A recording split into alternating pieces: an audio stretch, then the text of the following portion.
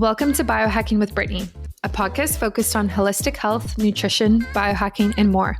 I'm your host, Brittany Ford, registered holistic nutritionist and self-proclaimed biohacker. During the last 10 years, I've focused on healing my gut and hormonal issues through lifestyle changes, nutrition, and of course, biohacks. And now I teach others to do the same. I'm so excited you're joining me today, so let's dive right in.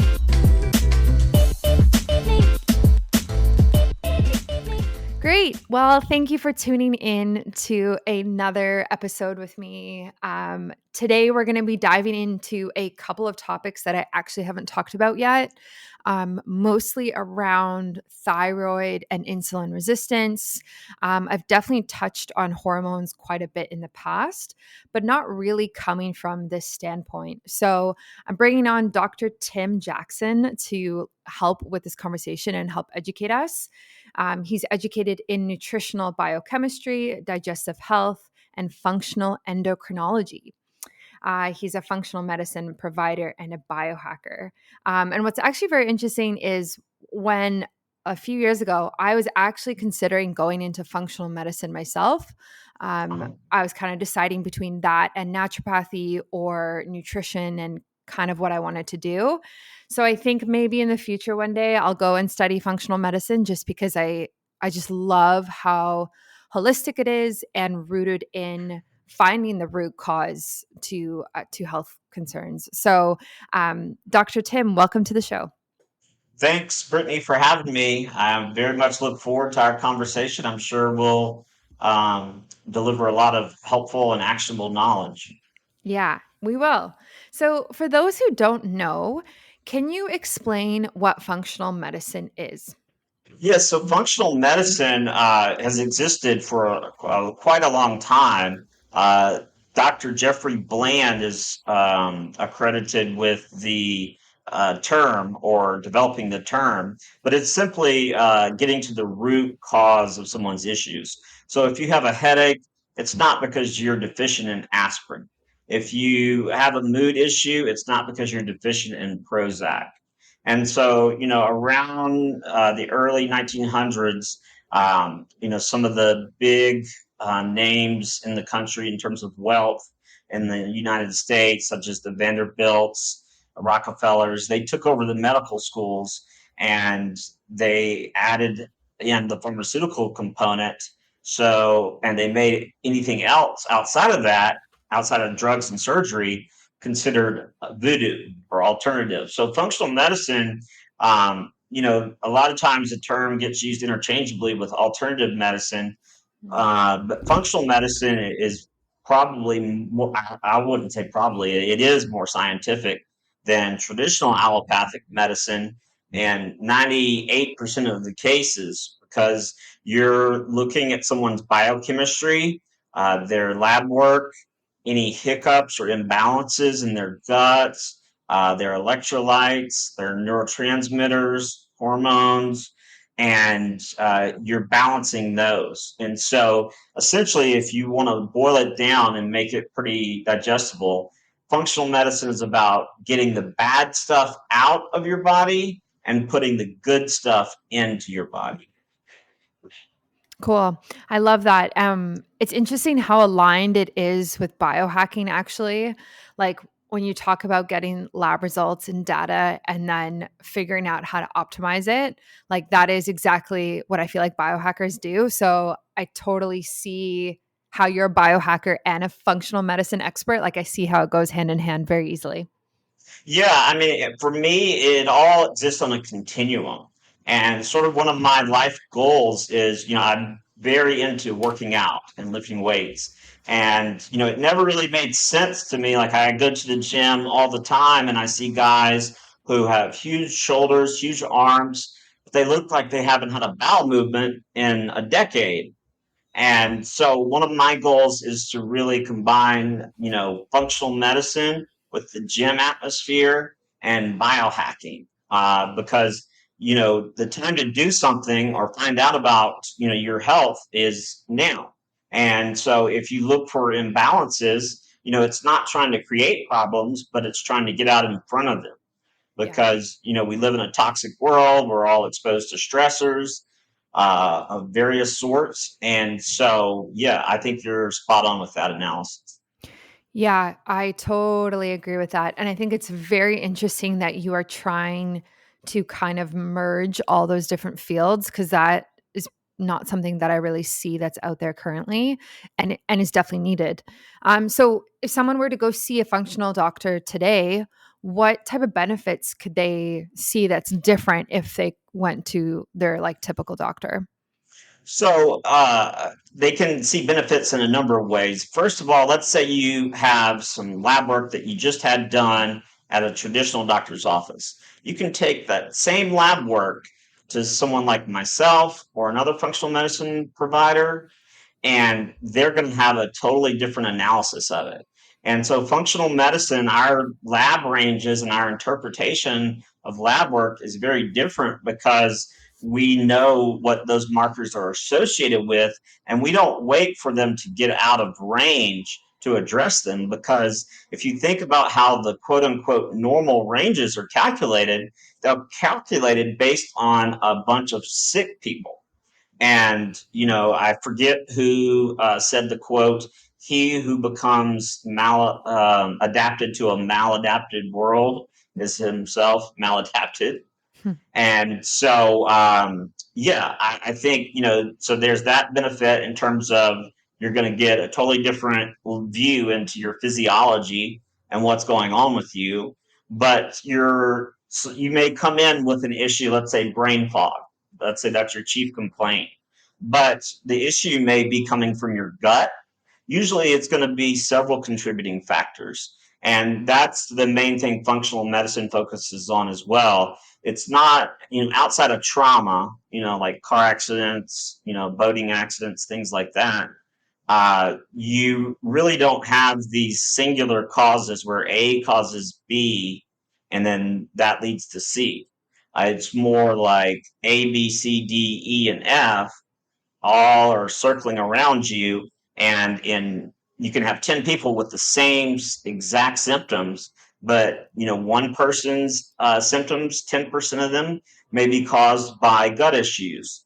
40% may be caused by hormonal imbalances, 20% by neurotransmitter imbalances. And so you're going to get that full body analysis. And, sometimes, in very rare instances, we do need people who are hyper specialized. But most of the time, let's take, for example, congestive heart failure. So if you have low testosterone, low growth hormone, and low levels of the amino acid taurine, you're most likely going to develop heart failure at some point. And so, you could get treated by a cardiologist, you could have stents placed in your coronary arteries, but none of that is going to fix the hormonal imbalances. And, if you think about it, it's not conspiracy theory, but, most of medicine is procedural based. So even the codes are CPT codes, and the P stands for procedural. And so you get paid based on doing procedures. So, there's no really incentive for them to sit down with you and discuss your lifestyle, what you're eating like, what your social support system is. But Mhm. then also, you're going to get some other lab work ordered for you that gives you windows into different aspects of your physiology. And you can't go wrong with starting with the gut. That's where I usually begin in most cases, with a few exceptions. But you're also going to have 24-hour hormone panels ran. You're going to have your heavy metal levels checked. You're going to have your mitochondrial energy production checked. You're going to have the detection or testing for stealth pathogens like Epstein-Barr, HHV6, parvovirus, Lyme, things of that nature. And so you may have an issue that you never. So, like when I was in school, they taught us that if someone has hypothyroidism or their thyroid's not optimal, they're going to lose the outer one third of their eyebrows, and they're going to be massively overweight. And that's just simply not true. Mm. I mean, I've seen people who were underweight and had a hypothyroidism. And so you get a totally different analysis, and then you're going to get a long-term plan depending on how that particular provider works to restore your optimal physiology, and not only restore it, but the goal is to take you to a whole new level. Yeah, and it's so interesting, and I love how, like, personalized that is because that's kind of the approach that you need in order to actually get successful results compared to a procedure, like you said, or kind of like this one size fits all band-aid approach that a lot of people take. So it's very specific. In terms of insulin resistance, like what is I feel like this word just kind of floats around a lot and people Mhm. might not actually understand what that means. So, what does it mean? And for the average person, like just listening to this or just out there, like how would they know if they might be insulin resistant themselves? Yeah, so I started noticing this phenomenon when, between undergrad and my doctorate program, I took classes part time, but in the morning and in the evenings, I was a personal trainer at a private studio. And I started noticing people who were very fit, who did very well with their nutrition. I knew they were being honest about it, and they were, developing type 2 diabetes. And so that really piqued my interest. I'm like, how can this be? Because one of the benefits of exercise, specifically weight training or resistance training, is you get an upregulation of what are called the GLUT4 receptors. And those are receptors that increase insulin sensitivity.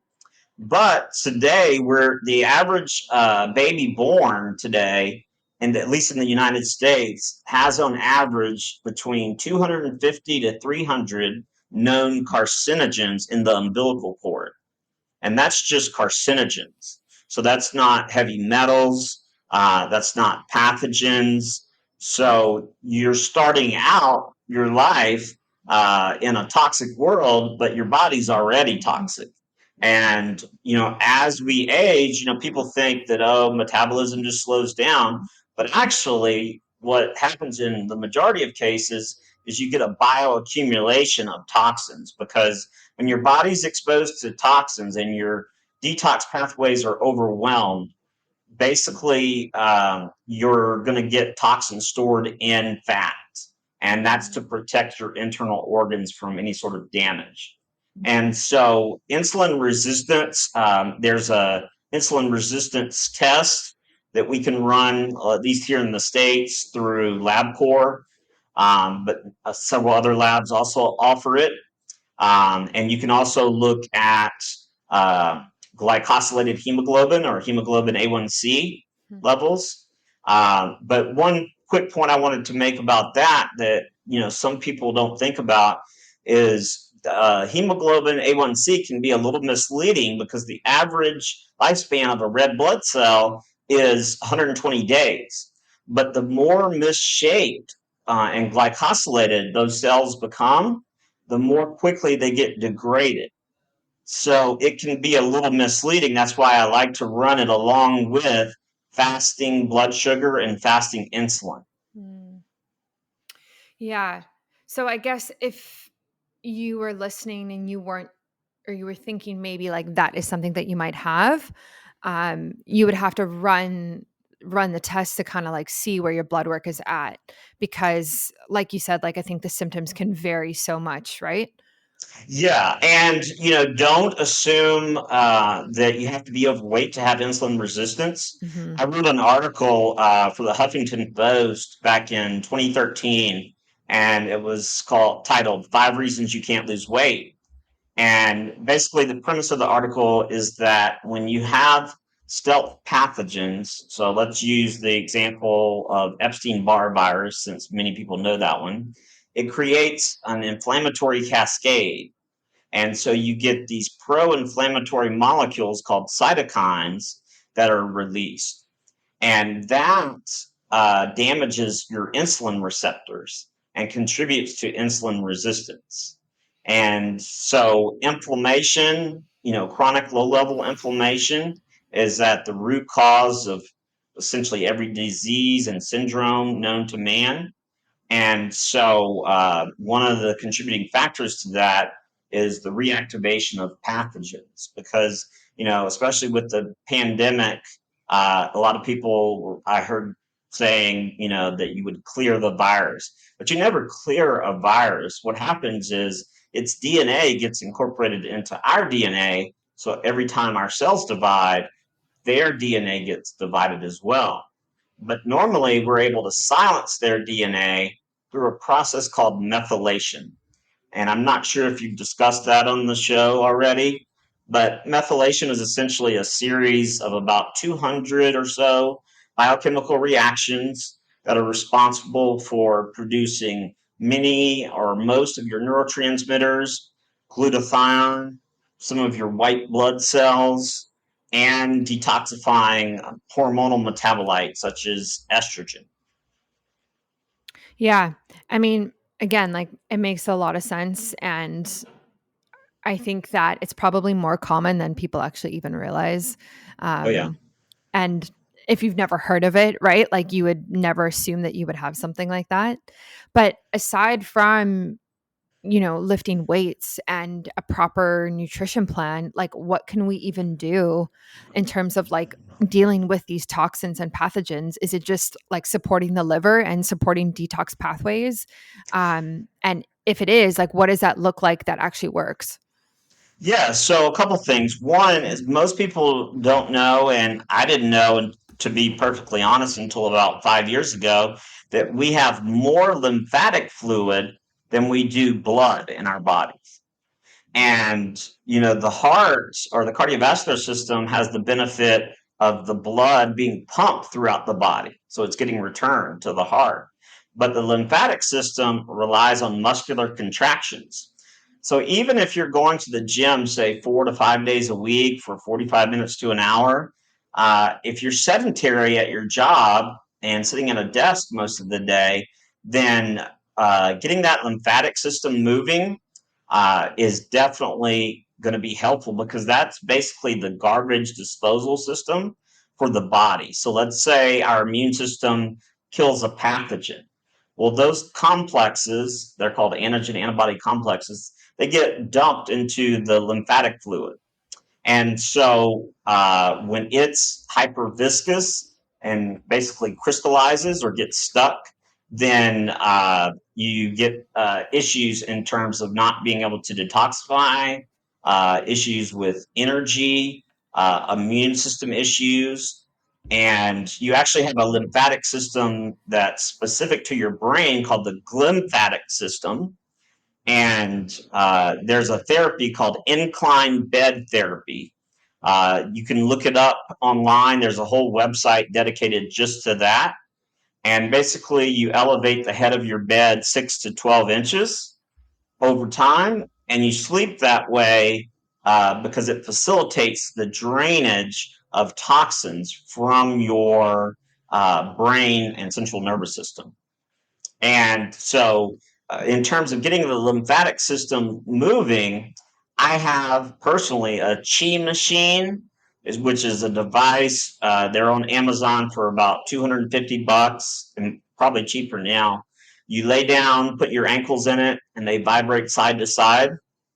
There's also now you can get the vibration plates for around $200, and that has many benefits. It increases bone density, it stimulates the stabilizing muscles around your joints, and it also gets your lymphatic system moving. So my ex-girlfriend has one, and I got on it. I started watching a TV program and really lost track of time. And I said, "Oh, this thing isn't doing anything." But I was on there for about 45 minutes, which is not a good idea to start with. And a couple hours later, 3 to 4 hours later, I all I could taste was metal in my mouth. And Wow. so that, and then the other one that most people have heard of is a mini trampoline or a rebounder, Mhm. Mhm. jumping up and down on that. Obviously, if you have balance issues, there are ones that come with a handle, for safety precautions. But I like the vibration plates if you have enough room for it, because especially for women, it has the added benefit of helping with bone density. And I've seen several reports. I don't know if it's conclusive yet, but I think it's 35 hertz that somehow stimulates the production and release of growth hormone. Hmm. And so the lymphatic system, there's many ways. One other way I wanted to mention that I just ordered this device. I got it in and I haven't installed it yet, but it's a structured water device that goes underneath your sink. And so structured water, it's not H2O, it's H3O2, which is the form that our cells can use. And basically, what it does is it makes the nutrients that you get from food and supplements better absorbed, more bioavailable, better absorbed, and delivered into the cell. And it also has the added benefits of reducing inflammation and oxidative stress. That is so interesting. I definitely want to know the name of the brand that you use for that because I have played around with structured water myself, but it's never been in a honestly, to be honest, like a sustainable way. Like I just need something that goes right underneath the sink and does it for me. So we can like talk about that after. But another thing that people can do for this type of thing is even like dry brushing can be great, or Yeah. getting regular massages as well, because that can really just help move the lymph in a way that Mhm. we might not necessarily do it very often. Like I even have one of those massage guns, and that can help as well, just manually actually pushing it and like getting it moving and out of the body. Yeah, and as a side note, one thing that I haven't heard anyone else really mention is that the presence of oxalates, which are these crystal-like compounds that exist in some foods. So, for example, green smoothies are loaded with them. Mm. And normally you have a bacteria in your gut called Oxalobacteria formigenes that will break down the oxalates. But when you have an overgrowth of candida, or presence of mold and mycotoxins in the body, those also produce oxalates. And so the detoxification systems get overwhelmed, and the lymphatic system can essentially become crystallized. And so you have to take the proper supplements. So one nutrient is the active form of B6, P5, P50, pyridoxal 5 phosphate. That helps with dissolving oxalates, and so does vitamin B1 or thiamine. I'd like to interrupt this podcast today to talk to you about Inside Tracker. So, the truth is that people age at different speeds. The date that marks your birthday doesn't necessarily reflect your body's biological age, or known as your inner age with Inside Tracker. Learning your biological age can definitely seem daunting at first, and I felt the same way when I did this test. But it's more than just a simple measurement, it's a starting point for you to take control of your health and wellness journey. Inside Tracker is a personalized nutrition platform that analyzes your blood, DNA, lifestyle, and now fitness trackers to help you optimize your performance from the inside out. First, they analyze your body's biomarker data to offer you a clear picture of what's going on inside. Then they provide science backed recommendations for positive diet and lifestyle changes and track your progress every step of the way. If you're interested in this, definitely check it out. I'm so happy I did it. I learned a lot about what's going on for me. You can use my discount code Biohacking Brittany through the link in the show notes, and that will get you 25% off both testing your biological age and any of the other tests and products as well. So that's Biohacking Brittany for 25% off. Interesting. So how does this relate to the thyroid? Just a bit of like a backstory. like I've been doing so many health tests for so long, and just been in the health space even before I knew what biohacking was. And I remember when I was a teenager, I think, yeah, um, I did a hair mineral analysis with a naturopath. And one of the things that they suspected even back then was me being hypothyroid, or Hmm. having that. And I totally brushed it off at the time. I didn't really understand what it was. And I didn't really understand like how big of a deal that was. Is it something to be super concerned about? But just recently, my fiance, he has been having very interesting symptoms in the last like 8 months, 10 months. And he has a history of thyroid problems in his family. And I told him, I was like, I think you have like I think your thyroid is sluggish. I don't think it's working properly, because of the symptoms he was dealing with. And we Hmm. went into a naturopath close to us. We got him tested, and it was exactly right. Like his hormones were not where they needed to be. And so we put him on along with some other things, but we put him on like a thyroid complex that Hmm. has like tyrosine in it, zinc, copper, manganese, oh my gosh, I'm reading it right now. Manganese, iodine, selenium, and ashwagandha in it. And like Hmm. within a month, he was feeling better. Like it's crazy. Like all of his symptoms have gotten better. And it like, so we're going to retest his thyroid. But anyway, that's just like where I'm coming from. It's just so interesting the role of the thyroid in your health. Yeah, so the thyroid, I mean, there's a reason they monitor it closely when a woman is pregnant, because if thyroid hormone levels are too low, then that's going to set the baby up for mental retardation and learning disabilities. Wow. And so, it's incredibly important. Every cell in your body has receptors for thyroid hormone, and traditional medicine typically tests for TSH, thyroid stimulating hormone, but that simply tells you how your brain is communicating with your thyroid gland. It doesn't tell you about the levels of the actual thyroid hormones, T4, T3, and I almost never see anyone test T2, but uh, they generally test TSH and total T4, or maybe free T4. But the important markers to look at, I mean, those are important, but you also want to look at free T3. Mhm. And so think of that as your body's gas pedal.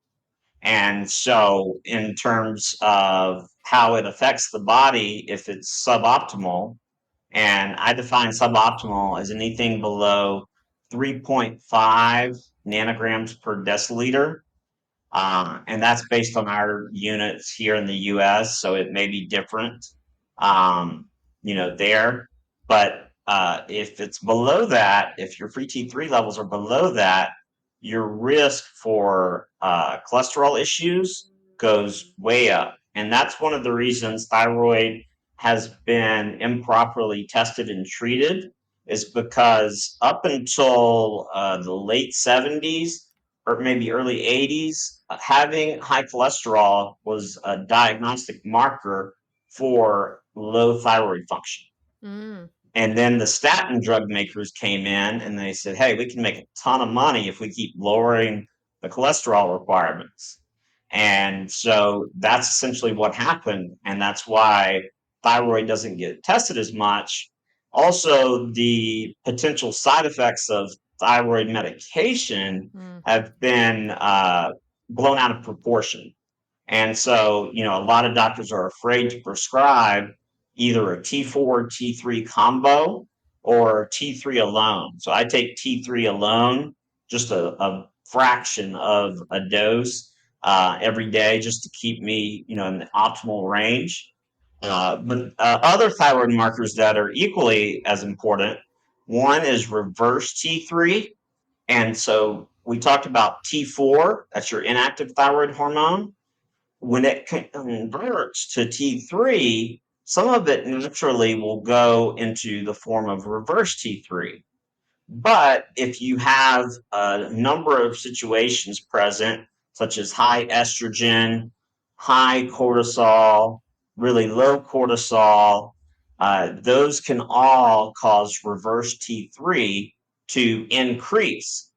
And so even if your free T3 is 3.5 or higher, if your reverse T3 is in the top 25% of the range, then it's likely blocking some of your free T3 from getting inside the cells. And that's what we call cellular hypothyroidism. Mm, yeah.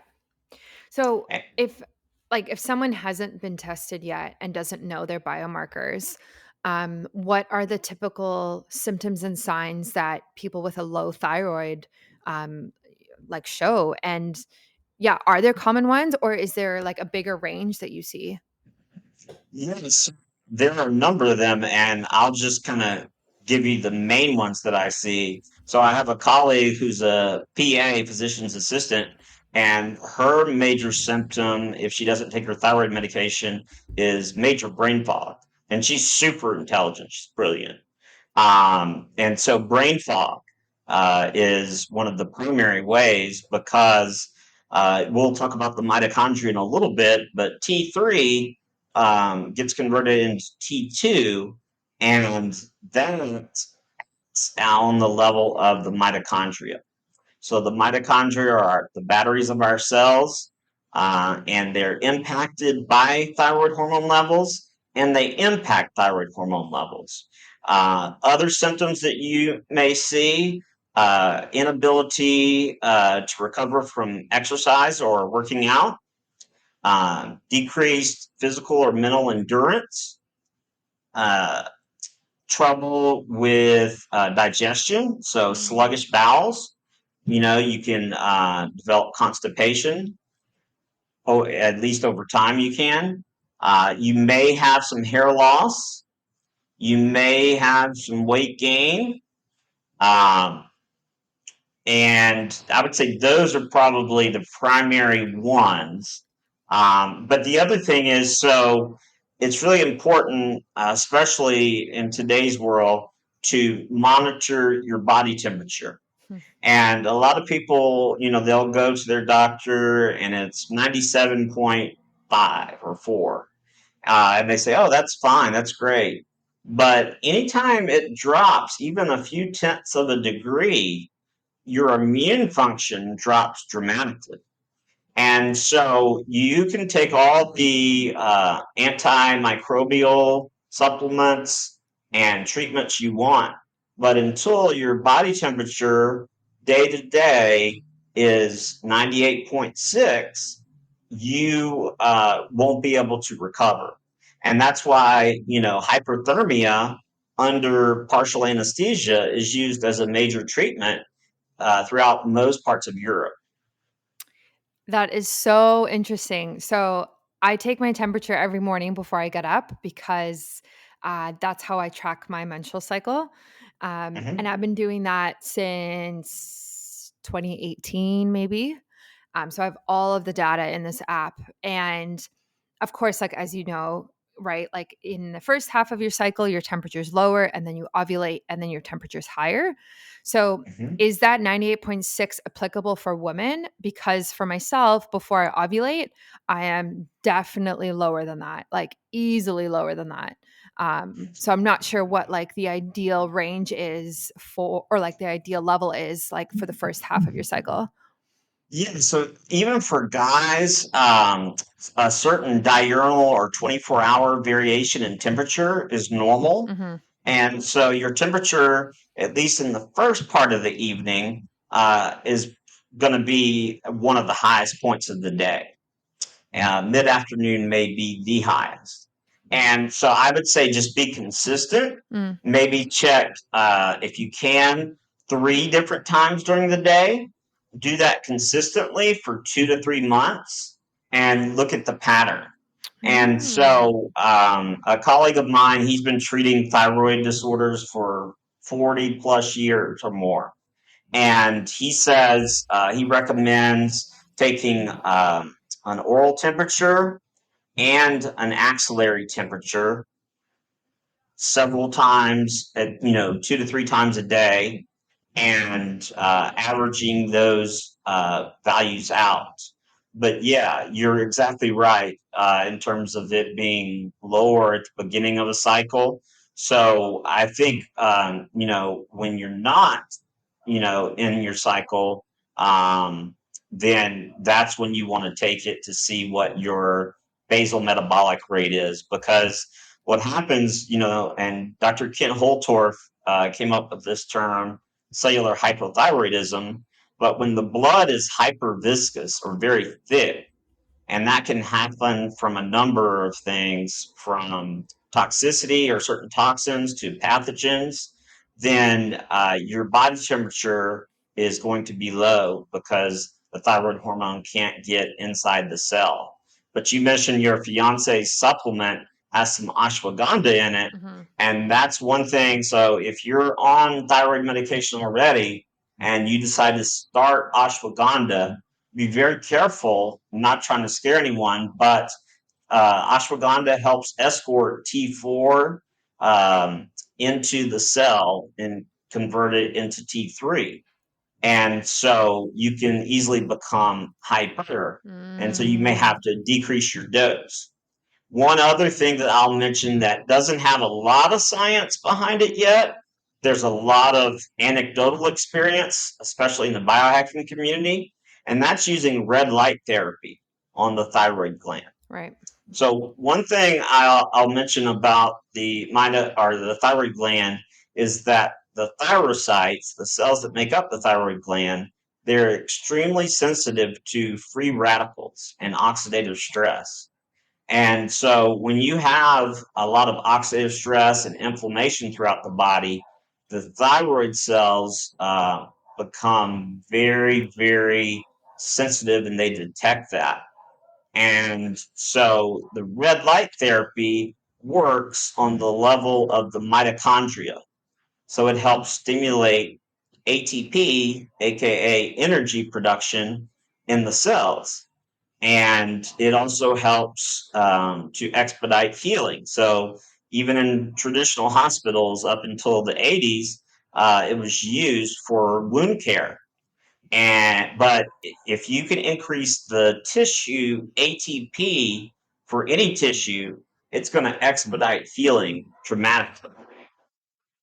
I want to pause this episode briefly to talk to you about emphies. So, if you've been following me for a while now, you know that this is something that I have really been pouring myself into to develop for you. Emphies are healthier underwear for women made by women. They protect against EMF, radiation, and bacteria. And they do that through the type of fabric that I'm using. I've started going to sewing classes and pattern making private lessons in order to make sure that these are very modern, comfy, and cute, and not granny panties, unlike the couple of options on the market right now. So this is super important. The underwear protects the female reproductive parts, specifically the ovaries, from all of the radiation that's around us. So in our car, from Bluetooth, from our phone, from computers, from Wi-Fi, all sorts of things. And this matters, right? Like we're learning more and more about how our environment impacts our health, and EMF is tough and radiation is tough because we actually can't see it. So it's kind of one of those things that we just don't necessarily think about because we can't like visually see it on a day-to-day basis, but that does not mean it's not impacting our health. And the science backs this up now. There are countless studies on this, on how EMF can impact fertility, ovulation, pregnancy, also like cancer and mitochondrial health. The ovaries are actually the most dense organ in the body that has mitochondria in it. They have 100,000 mitochondria per cell in the ovaries, like per cell. That is insane. And so we really want to make sure that those little mitochondria are doing their best, are functioning at their best. And we want to block any EMF, any radiation from impacting how they function, because I want women to have healthy cycles and healthy hormones and healthy pregnancy and fertility, and not have further, much more serious complications in the future. So, this underwear helps you get there like one step closer. And so that's exactly why I developed it. And so pre-orders are coming this summer. I'm really, really excited about it. It's gonna be a lot of fun, and it has been a lot of fun in the months that I have been developing them. So if you're interested in getting on the wait list can be found at biohackingbrittany.com/emfies. That's EMFIES. Super easy. Or you can just go to the link in my Instagram bio. You can just sign up right through there as well. So definitely get on that wait list. It's growing pretty quickly. And everyone on the wait list will have early access to pre orders, which is super important because it's going to be quite a limited quantity to start, I think. So get on the wait list. And yeah, if you have any further feedback, I'm always open to hear what you think and what you're looking for, even product wise. Yeah, and a bunch of you have already asked me if I'm going to be creating things for children or for men, which is very interesting. But I think we're going to focus just on the females for now. So get on the wait list, and I look forward to dropping these very soon. Yeah, I find it so interesting. I feel like the thyroid is almost like underrated in terms of like how impactful it is on our health. So in terms of, I know we kind of like briefly talked about this, but like how it impacts other parts of the body and other hormones. Is there a Mhm. connection between the thyroid and fertility for women and for men, I guess, but more for women in terms of ovulation and like regular cycles? And I ask that from a selfish standpoint because my cycle can kind of be all over the place. And so now that I'm trying to heal the thyroid, I'm wondering if that is kind of getting more to the root cause and it will actually help regulate my cycle better. Yeah, so thyroid has some interesting interactions with other hormones. When we talk about thyroid hormone, sometimes, I worked at a clinic in North Carolina for a while, and the nurse practitioner that I shared the clinic with, she would put pretty much every patient on Armour thyroid, which is a mixture of T4 and T3. And a lot of them would come back to me saying, "Oh, Dr. Tim, I'm having heart palpitations." Well, that's sort of a hallmark sign of someone who has low thyroid, so they need thyroid medication, but they also most likely have low cortisol. So you have to treat the HPA-T axis, hypothalamus pituitary adrenal thyroid axis, together. And so if cortisol is low, you want to bring it up and find out why it's low. That's where the root cause analysis comes in. But you definitely want to get your thyroid or cortisol levels up, so because that helps escort thyroid hormone into the cells. Okay, that's interesting. Yeah, I when I tested my cortisol a few years ago, again, like I don't know how relevant this is to now. Like I think I tested in 2018. I had a cortisol curve, but it was lower than what it should be. So I wasn't Hmm. flatlined, but it was just lower. And so it I don't know, like I don't know if it's the same as then. Like life is so different right now for me than it was back then. But I'm also taking a adrenal glandular, and I started that at the same time I started taking this thyroid matrix because of that very reason of like how interconnected the thyroid and adrenal glands are, and I knew that I needed to support both. So I'm very curious to see in the next few months like how things kind of progress, because this is a very different approach that I'm taking right now. So it's very timely that you've come on.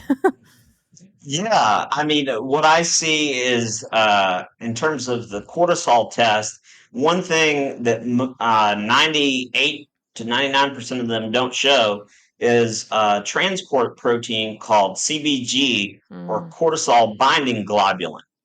And so your cortisol levels, let's say your test results from 2018 showed that you were optimal. Well, it doesn't show how high or how low cortisol binding globulin is. And so if all that cortisol is bound up, then your cells can't use it, right? Right. And so, that brings me to my next point. You know, because functional medicine, especially the use of bioidentical hormones, is becoming so prevalent, hormone clinics are popping up all over. But you got to be careful when you can't just throw someone on estrogen or testosterone without looking at the basic hormones, meaning insulin Mm. and blood sugar, along with thyroid hormone and cortisol. And so, if someone has low testosterone, they may in fact need testosterone replacement therapy, but you can't do that, or you shouldn't do that, at least in my opinion, and what I've seen clinically, until you've addressed the HPAT axis. Yeah, I agree with you. I tried bioidentical hormones for the first time last year. It was progesterone. I don't know, like what the Mm-hmm. brand was or whatever. Um, and this was back when like last year my cycles were like we're really getting into my health in this episode, but it's fine. Last year my cycles were very long, like they were like 90 days, like I just wasn't ovulating. And then when I did ovulate, it was like 14 days and my period came and it was totally normal. But it was just getting to the ovulation was the problem. And so I tried the progesterone and it helped obviously, but I only use it for one cycle because I was worried that if I continued to take bioidentical hormones, it would kind of be the same thing as like a band aid solution, right? Like I'm just taking these hormones and then my body's doing this function. But if I don't take the hormones, then it doesn't function. So, how is that really helping me? Like, is it just kind of like a Right. quick fix? Not that I'm against them, but so that's my caution with bioidentical hormones is like, can we become reliant on them? And like how do we take a better approach?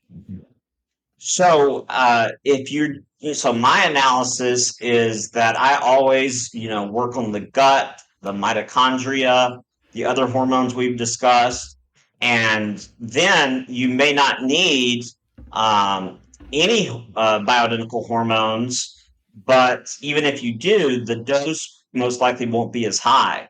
But in order for you to receive the benefits from those bioidentical hormones, you have to fix the other imbalances first. Mm. And you mentioned progesterone. So there's a phenomenon known as progesterone steal. So your body is going to do what it needs to do to keep you alive. So it's saying, Brittany, I don't care about your progesterone. I just want you to stay alive. So I'm going to create cortisol if there's a need Mhm. for it. So if you're supplementing with progesterone, and I've worked with patients who were on 200 milligrams per day, and their levels were still very, very, very low. And that's because it was getting diverted into cortisol. So take it one step further, and you'll see that the reasons for that are inflammation from pathogens, gut dysbiosis, stress, poor sleep hygiene. And so, in terms of if you're addressing all of those variables and then you still need progesterone, I think it's totally fine. Mhm. Um, but in terms of testosterone, your diet plays a big role in terms of the quality protein you eat, eating healthy fats, supplementing post workout with some essential amino acids or a mixture of essential amino acids and branched chain amino acids. But all of those variables must be in place. And, in terms of when to use hormone replacement, because we're exposed to so many toxins today, a lot of those toxins are endocrine disrupting chemicals, meaning they disrupt your hormonal system. And so that leads to a host of issues.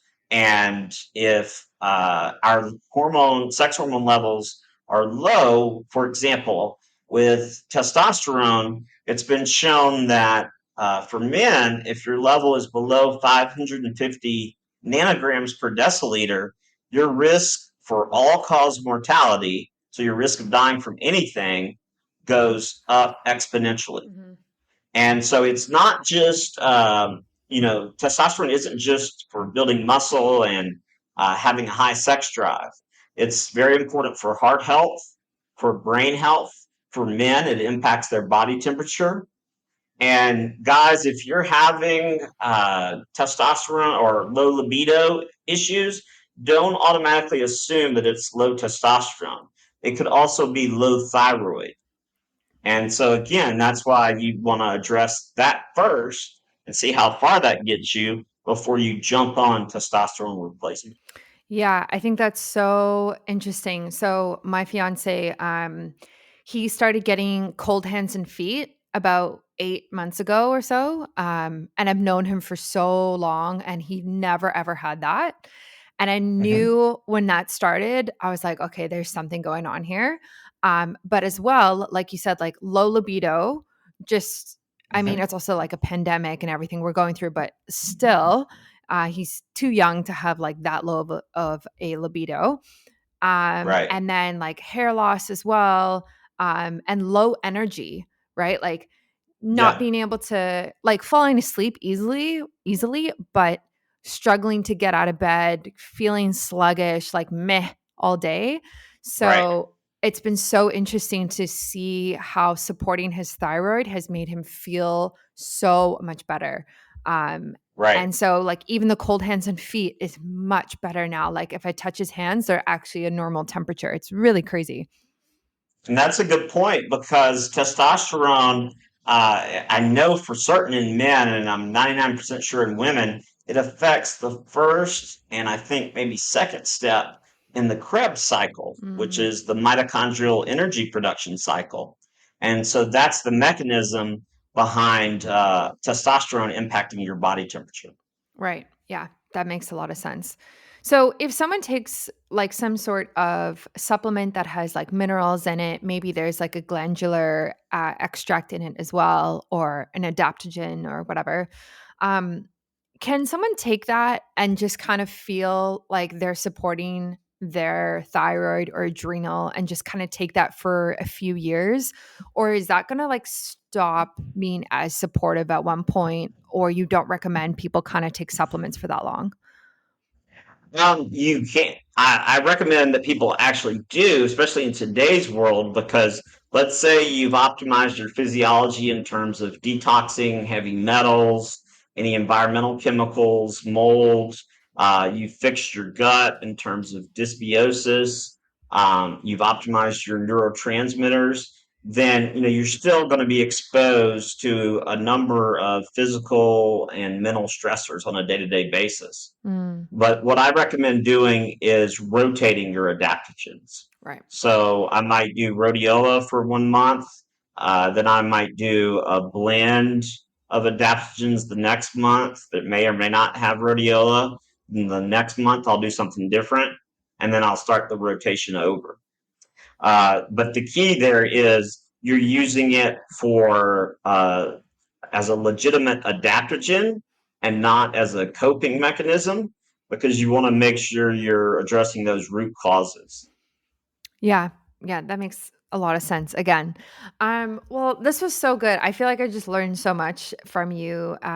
Where can people connect with you? And yeah, like how can they work with you if they're interested? Yeah, so my website is https:// healyourbody.org. So again, that's healyourbody.org. And you can fill out the contact Dr. Tim form or apply to work with Dr. Tim form on there. And if you use the code Brittany10 in the email, then I will offer 10% off an initial 1 hour consultation. Amazing. Oh, that's so awesome. I hope people definitely use that and take you up on that because this type of work is so, so helpful. So again, like thank you for coming on. And I think people have gained a lot from this. So yeah. Thank you so much for having me, and thank you for the work that you're doing. Ah, no worries. Thank you so much for tuning in today. As always, feel free to screenshot this episode and tag me if you'd like me to respond. I really hope you enjoyed it and learned something new. If you have a question about your health, my DMs are always open and I'm currently taking new clients. Thanks and see you next time.